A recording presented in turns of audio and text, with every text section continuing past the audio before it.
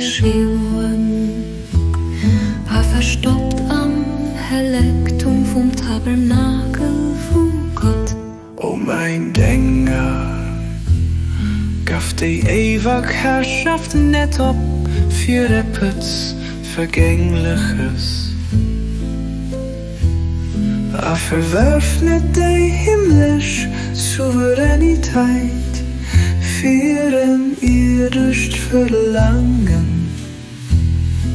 Dat heiligste Fluss vom ewigen Leben, die aus der Urquell von der Fiede, vom allbarmherzigen Fleß, kläglich die daraus trinken.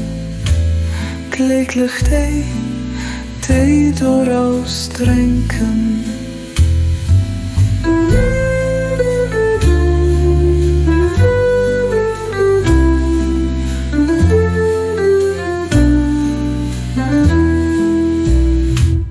In der Erschütterung von der Tafel als folgendes abgeziffert: Another der Schwebing, verstoppt am Lichtbel vom Tabernakel von Gott.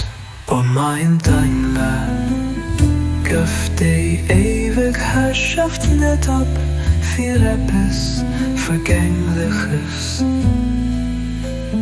Afgewerftet die himmlisch Souveränität für ein ewig Verlangen, dat heiligste Fluss vom ewigen Leben, den aus der Unklar vor der Friede vom allbarmherzigen Fleß, glücklich die daraus trinken. Glücklich die daraus trinken.